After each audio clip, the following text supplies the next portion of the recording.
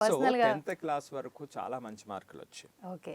అంటే మనం లోతైనటువంటి విశ్లేషణ చేసాం కాబట్టి మనకేమిటంటే రీజన్ ఎక్కడ అనేటువంటిది మనకు తెలిసిపోతుంది. ఇప్పుడు పిల్లలతో మనం ఒక పావు గంట 20 నిమిషాలు మాట్లాడిన తర్వాత మనకు అర్థం అవుతుంది ఈ పిల్లల ప్రాబ్లం ఎక్కడుంది. ఓకే. అంటే వాళ్ళు చేసే విధానంలో ఉందా, వాళ్ళు ఆలోచించేటువంటి విధానంలో ఉందా, వాళ్ళ కన్సిస్టెన్సీలో ఉందా, రైట్, వాళ్ళు బిలీవ్ చేసేటువంటి ఆ మైండ్ సెట్ మీద ఆధారపడి ఉందా అనేటువంటివి మనకు అర్థమవుతుంది. సో దాని ప్రకారం వాళ్ళని గైడ్ చేయగలుగుతాం. మీరు అడిగారు కాబట్టి ఒక ఎగ్జాంపుల్ చెప్తా. ఒక అభి అని ఒక అబ్బాయి స్టార్టింగ్ అంటే 10th క్లాస్ చాలా మంచి మార్కులు వచ్చినాయి. 10th క్లాస్ వరకు కూడా స్కూల్లో టాప్ 3 పొజిషన్లో ఉండేటువంటి వాడు, రైట్. సో ఈ అబ్బాయి జేఈకి వచ్చిన తర్వాత, జేఈ ప్రిపరేషన్కి వచ్చిన తర్వాత మొదట నెలన్నర 2 నెలల్లో 300 మార్కులకి 120 మార్కులు వచ్చినాయి. Okay, right. సో మరి 120 మార్కులు వచ్చినప్పుడు 40% అంటే 50% కూడా రాలా.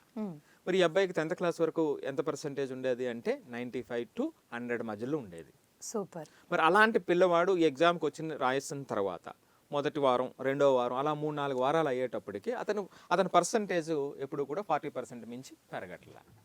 ఓకే. ఆ పిల్లవాడు మైండ్ సెట్ ఎట్లా ఉంటుందో చెప్పండి. మొత్తం ఇంకా డిసప్పాయింట్ అవుతూనే సో వాడు అభి అనేటువంటి పిల్లవాడు నా వల్ల కాదు ఇది, అంతే, అన్ని గివ్ అప్. సో అని ఇంకా తీసుకోవడం మొదలుపెట్టాడు. ఎప్పుడైతే తీసుకోవడం మొదలుపెట్టాడో ఏం చేస్తాడు, ఇక వాడు చేయటం తగ్గిపోతుంది. చేయటం తగ్గిపోవటం, ఆ తర్వాత వాడు వినటం తగ్గిపోతుంది. సో ఆటోమేటిక్గా 2-3 నెలలకి ఏమైపోతుంది అంటే వాడి మీద వాడికి నమ్మకం పోతుంది. ఓకే.